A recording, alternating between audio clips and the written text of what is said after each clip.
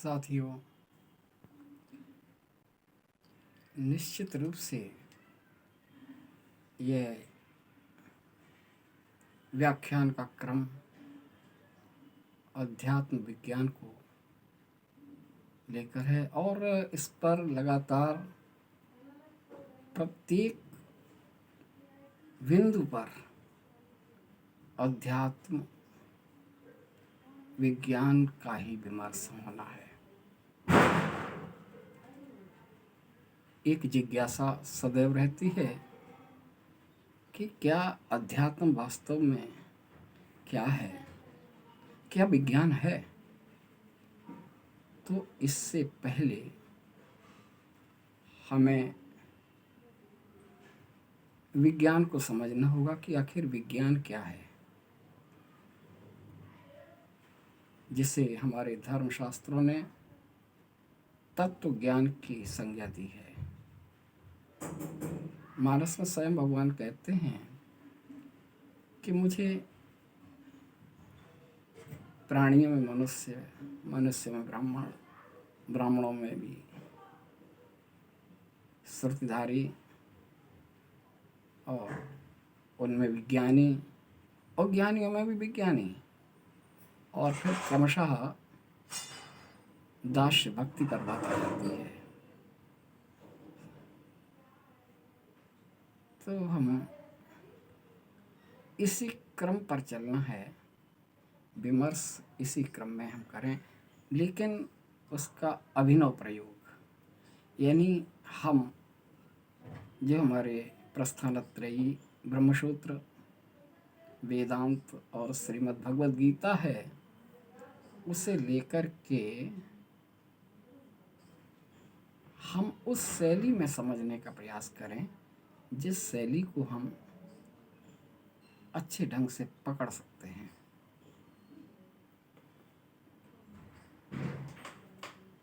सबसे पहले हम समझें कि विज्ञान क्या है। विज्ञान किसी भी क्षेत्र में उसके तत्व तक पहुंचने का नाम विज्ञान है, इसीलिए उसे तत्व ज्ञान कहा। जैसे वनस्पति बीज को बोया गया, पर्याप्त से ऊष्मा, जल, पवन मिला, अंकुरित हुआ, बढ़ता रहा, बढ़ता गया, और वह उसका ये तत्व तक पहुंचने का जो क्रम है उससे हमने वनस्पति विज्ञान नाम दिया। इसी तरह सारे कुछ अलग अलग क्षेत्र में जो हैं वो उसी नाम से विज्ञान कहे गए। विज्ञान में भी उपसर्ग है, भी दो रूपों में होता है, विशिष्ट और विकृत। यहाँ जब हम एक सीमा में ही उस ज्ञान को बांध लें तो वह अपने आप में विकार उत्पन्न करता है और वह विकृत ज्ञान हो जाता है, विशिष्ट ज्ञान नहीं रह जाता। अब विशिष्ट ज्ञान से तात्पर्य है कि हम ऐसा क्यों, बस एक प्रश्न ही है, ऐसा क्यों, और हम विज्ञान में उस क्षेत्र के तत्व तक पहुंचते हैं। किसी भी दिशा में हम देखें, बीज डाला गया, अंकुरित हुआ, ऐसा क्यों, फिर कहा कि वहाँ तक पहुँचे, फिर उसमें पत्ते निकले, ऐसा क्यों, आगे बढ़े, ऐसा क्यों, और ऐसा क्यों करते करते हम तत्व तक पहुँचे। लेकिन वास्तव में इन वनस्पति विज्ञान, रसायन विज्ञान, भौतिक विज्ञान, गृह विज्ञान, सामाजिक विज्ञान, शारीरिक विज्ञान और जो भी है, सारे विज्ञानों का ऐसा क्यों अंततः वह परमात्मा पर पहुंच जाता है। और परमात्मा क्या, परमात्मा तक पहुंचने क्या, ऐसा क्यों? और वही आदि शंकराचार्य का जो दर्शन कहता है एकात्मवाद का, ये ऐसा क्यों? क्योंकि वह एक है, अद्वैत है। अब उसमें एक नुमाइश में कार्यक्रम चल रहा था विज्ञान पर, विद्वान लोग आए थे, विज्ञान तमाम वैज्ञानिक छात्रों से संवाद चल रहा था। एक ने स्वप्न के बारे में कुछ कहा तो एक वैज्ञानिक बोले कि ये विज्ञान का विषय नहीं है। हमने कहा नहीं है, ये विज्ञान का ही, क्योंकि मन का जो विज्ञान है उसे मनोविज्ञान कहा, और जो आत्मा का विज्ञान है उसे अध्यात्म कहा, क्योंकि हम इसे विज्ञान से परे नहीं मानते। हम नहीं मानते, होता ही नहीं है इसलिए नहीं मानते। तो हम उसी अध्यात्म की चर्चा करें। अध्यात्म वह अद्वैत पर आ जाता है, यानी आत्मा नाम और रूप से भिन्न उस आत्मा तक पहुंचना, यानी अपने आप को समझना और उस अपने आप में ही उस अद्वैत का आभास करना, यही अध्यात्म है, यही वास्तविक सर्वोत्कृष्ट तत्व ज्ञान है। अब देखें, हमारे न्याय दर्शन में तर्क संग्रह में आए 7 पदार्थ होते हैं। द्रव्य गुण कर्म सामान्य विशेष समवाय अभाव, सप्त पदार्थ। फिर कहा द्रव्य तत्व द्रव्याणि पृथिवी तेजो वायुवाकाश काल दिक् आत्मनांसि नवैव।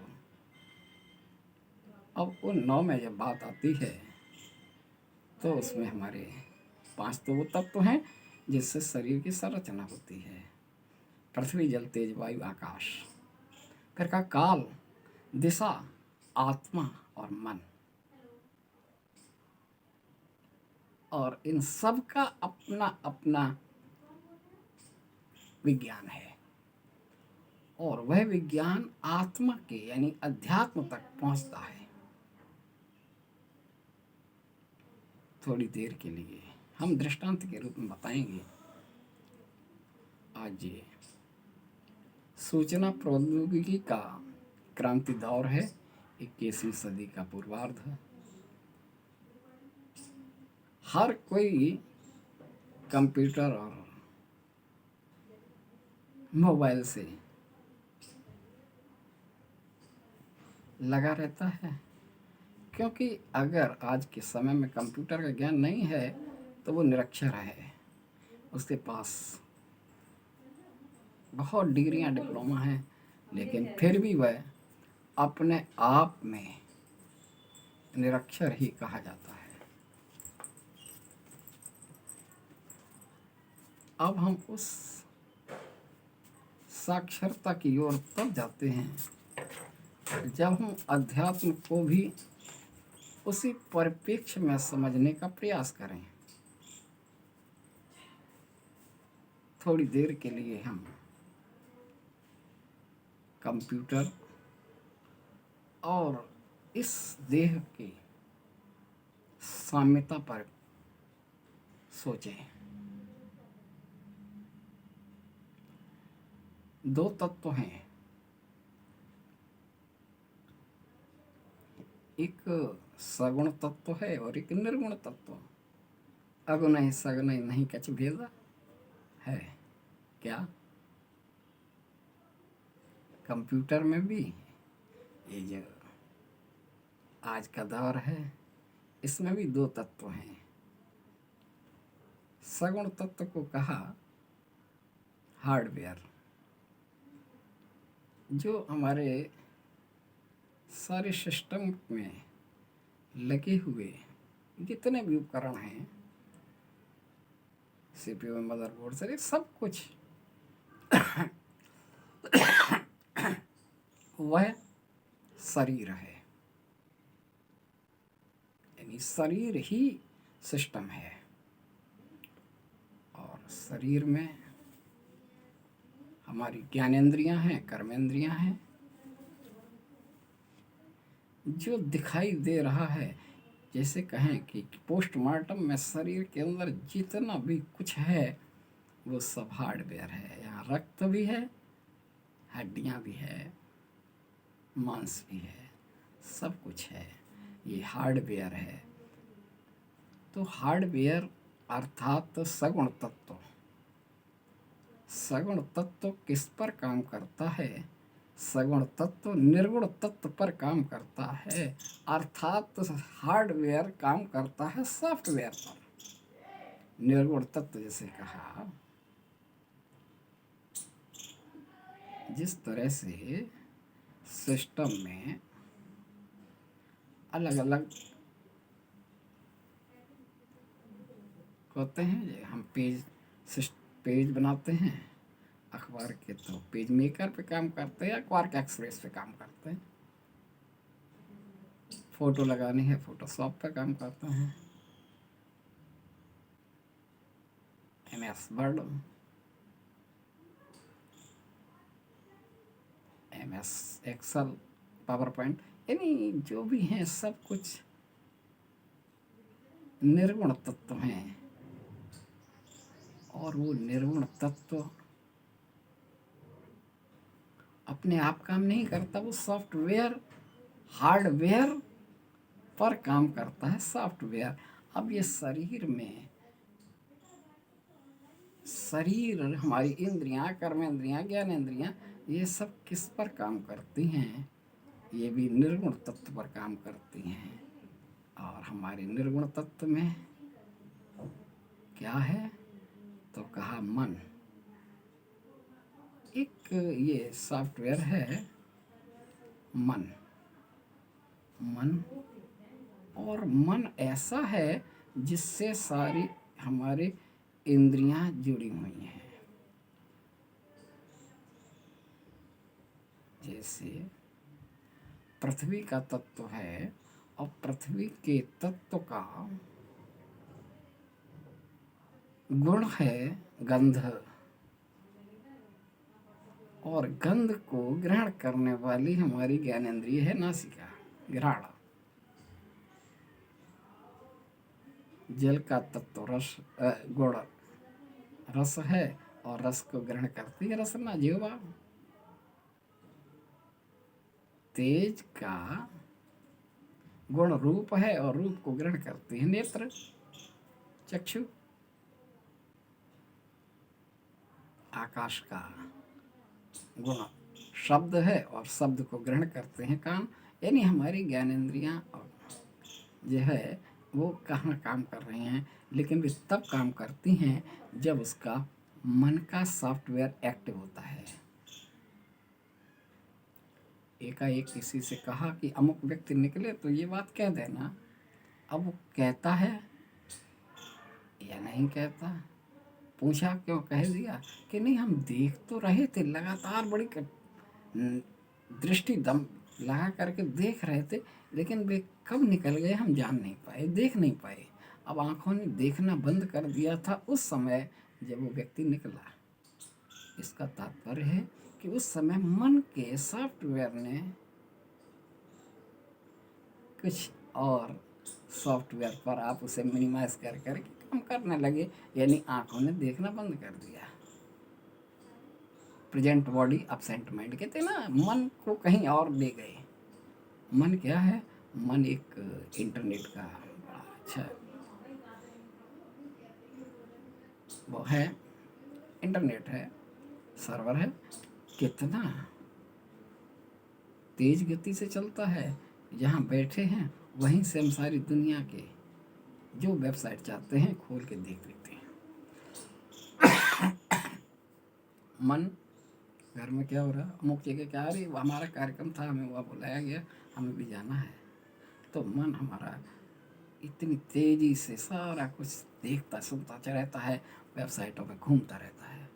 मन मन की बात कही। दूसरा हमारा है चित्त। पतंजलि योग कहता है योगेश चित्त वृत्ति निरोधा, चित्त की वृत्तियों का निरोध। और अगला सॉफ्टवेयर है, महत्वपूर्ण सॉफ्टवेयर है बुद्धि, जो विवेक से काम लेकर के हम अमुक काम करना चाहिए या नहीं करना चाहिए, वो आपको इंगित करता है। सत और असत का भेद करने की सामर्थ्य जो विवेक रूपी हंस है, वह बुद्धि को गमन करता है और दिशा देता है। कहते बुद्धि से काम नहीं लिया क्या। और अहंकार, ये हमारे सॉफ्टवेयर हैं, निर्गुण तत्व हैं। आंखें नेत्र स्कैन का काम करती हैं, किसी दृश्य को देखती हैं, स्कैन कर लेती हैं और स्मृति पटल पर सेव हो जाती। स्मृति पटल, हाँ, ये जो मस्तिष्क है, ये हमारा हार्ड डिस्क है। बिल्कुल आप सीपीयू में जो हार्ड डिस्क होती है, वह पूरी तरह से ये है। उसमें मेमोरी होती है, इसमें भी मेमोरी है। हर सिस्टम की मेमोरी की क्षमता अलग अलग होती है। कितने जीबी का है सिस्टम में मेमोरी, मोबाइल में मेमोरी कितनी है।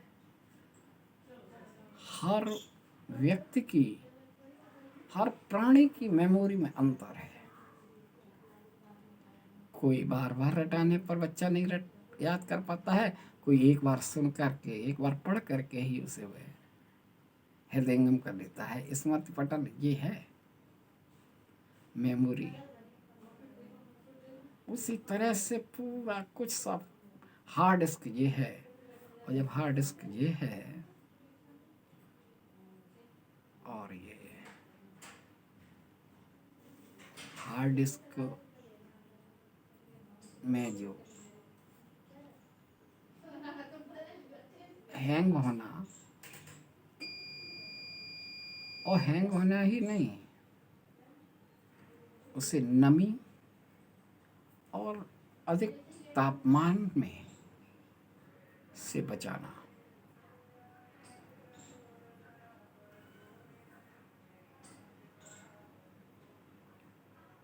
और जब तापमान से बचाने के लिए हम एयर टाइट कमरा करते हैं, एसी लगाते हैं सिस्टम के लिए,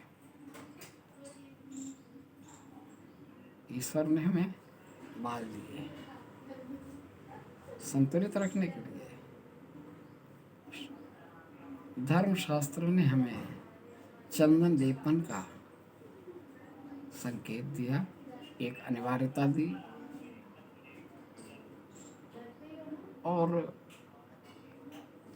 तापमान ज़्यादा होने पर सिर को ढकने और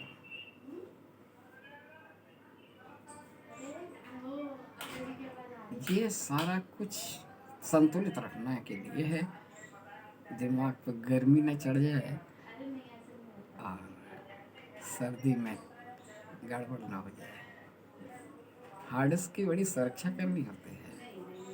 हाँ, हम कह रहे थे आंखें नेत्र स्कैन का काम करते, किसी को हमने देखा और उसे स्कैन कर लिया, जब वो 20 साल बाद मिला, अरे हमने आपको कहीं देखा था, फिर स्मरण करते हैं कहाँ देखा। अब स्मृति पटल पर एक अक्षर को जब दबाते हैं तो उस अल्फ़ाबेटिकल जो भी सेव है वो खुलता चला जाता है। और हमें ये लग रहा है कि हम लोग कहीं शादी में, अब देखिए शादी शब्द का तो जितनी शादियों में रहे होंगे जीवन में वो खुल के आएंगे। अच्छा हाँ, अमुक व्यक्ति के यहाँ जब गए थे तब आप थे, तो वो अपने आप सामने आ जाता है दृश्य जो सेव है स्मृति पटल पर। कान जो सुनते हैं, हमारी ज्ञानेंद्रियाँ उस हिसाब से काम करती हैं, जो सुना और उस टोन को एक्सेप्ट किया, सेव किया, और जब सेव कर लिया यानी सुरक्षित कर लिया मेमोरी में, स्मृति पटल पर सुरक्षित कर लिया, तो वो जब वही ध्वनि जब सुनाई देगी तो पकड़ में आ जाएगी कि ये वो है। नासिका जब ग्रहण करती है, उस नासिका के गंध को भी वो सुरक्षित करती है, और वही गंध जब दोबारा मिलती है तो कहते हैं ये वो गंध है। रस, रसना, यानी हमारे हर एक ज्ञानेंद्रिय के द्वारा जो स्मृति पटल पर जाता है वो सुरक्षित हो जाता है। इतना सब कुछ हमने कह दिया निर्गुण तत्व यानी सॉफ्टवेयर के बारे में, मन, चित्त, बुद्धि और अहंकार।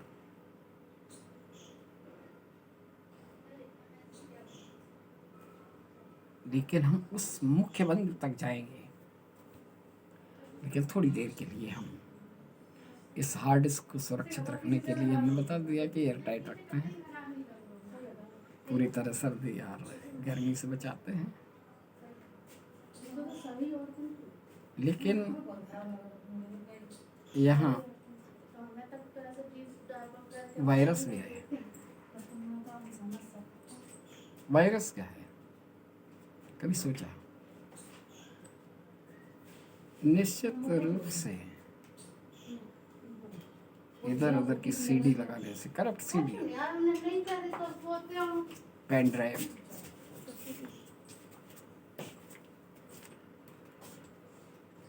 और किसी करप्ट को डाउनलोड करने से, यानी हम पूरी तरह से सुरक्षित नहीं हैं। वायरस घुस जाता है, और वायरस कैसे आता है?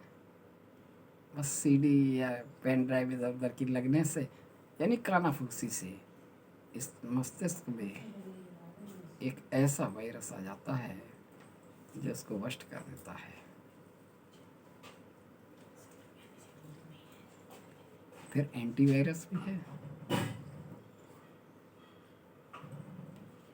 और एंटीवायरस क्या है?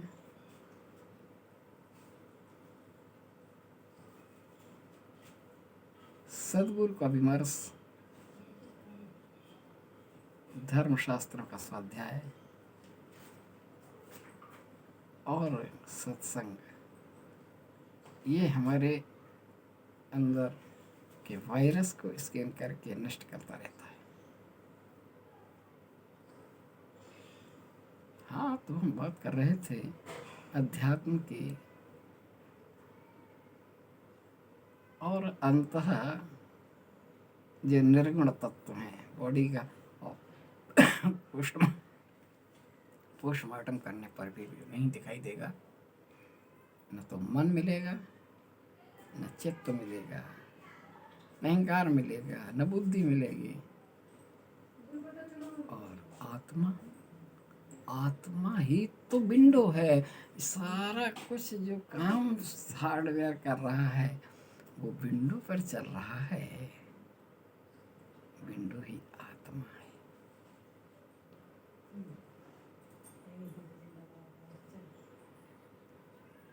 अध्यात्म उस आत्म तत्व तक पहुंचने के लिए हमने कहा कि हमारा आज के समय में क्या था कि ऋषि मुनियों के समय में उन्होंने जो तपस्या के बल से जो देखा, उस सत्य को जाना और उसे नए तरीके से परिभाषित किया, शिष्यों को बताया, सत्य परंपरा से चलता रहा, बढ़ता रहा। फिर कुछ ऐसा हुआ कि फिर उसे कथानक के रूप में उस बात को परिभाषित करने के लिए पुराणों की रचना हुई। हमारे इतिहास के में जो घटनाक्रम हुए ऐसा करने पे ऐसा हुआ, लेकिन घूम फिर करके अध्यात्म पर ही आ गई। अब उस अध्यात्म को हम समझें तो हमें पहले हार्डवेयर सॉफ्टवेयर पे हमें काम करना है। शरीर के सारे बॉडी को हार्डवेयर यानी सगुण तत्व मानना है, और मन, चित्त, बुद्धि, अहंकार को सॉफ्टवेयर, निर्गुण तत्व, और इस आत्मा को विंडो, और शरीर के जो मस्तिष्क है उसे हमें हार्ड डिस्क। पूरा सिस्टम बन के तैयार हो गया है। जो वो काम कर रहा है वो ये काम कर रहा है, जैसे वो काम कर रहा है वो इसे यही काम कर रहा है। हाँ, और लेकिन विंडो आत्मा। न्याय दर्शन तर्क विषय में क्या कहा, तर्क संग्रह में, कि आत्मा द्विधा, जीवात्मा परमात्मा चेती। जीवात्मा और परमात्मा दो रूप है, एक है एक ही आत्मा। अब जीवात्मा भोक्ता है और परमात्मा दृष्टा है। द्वासपर्णा के रूप में हम इसे समझें।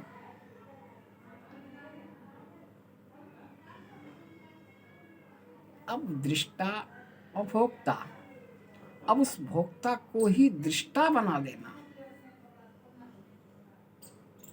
यानी पहले कहा तत्त्वमसि, वह तुम हो। वह कब? सोहमस्मि।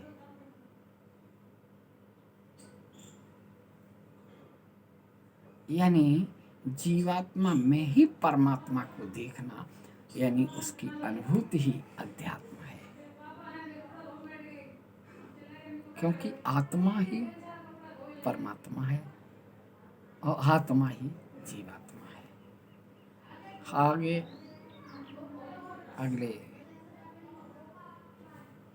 एपिसोड में लगातार आप अध्यात्म पर ही अभिनव तरीके से समझने का प्रयास करेंगे। हम विमर्श करेंगे पूरी तरह से। ये विमर्श अध्यात्म विज्ञान का तर्क पर आधारित है। हम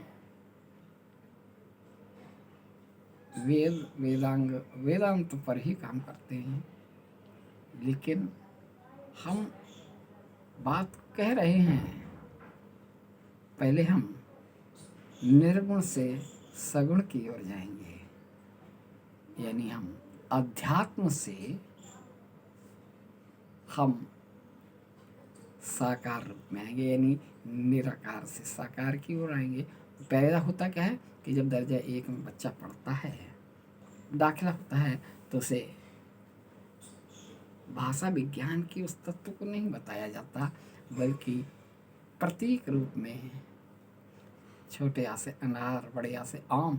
क्या आम ही आ है? नहीं है। तो वह साकार से निराकार की ओर पढ़ाई होती है, और ये विमर्श निराकार से यानी अध्यात्म से इस पंच जो सॉफ्टवेयर हैं, और इनसे हम उस रूप में जिन्हें हमारे जो आराध्य हैं परिपूर्णतम भगवान कृष्ण और उनकी आह्लादनी शक्ति राधा रानी, श्री राम और जानकी,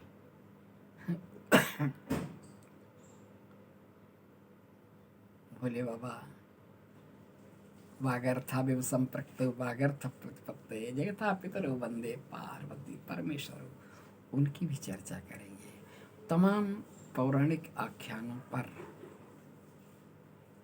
हमारा ये विमर्श अपने आप में अलग तरीके का है, जिससे आज के समय के पीढ़ी को समझने में आसानी हो। मैं कहते हैं हमें ये ब्रह्मसूत्र वेदांत हमारी क्या समझ में आएगा, हम उसी बात को आपके हिसाब से बताने का प्रयास करेंगे। धन्यवाद। सर्वे भवन्तु सुखिनः, सर्वे सन्तु निरामया, सर्वे भद्राणि पश्यन्तु, मा कश्चित् दुःखभाग् भवेत्।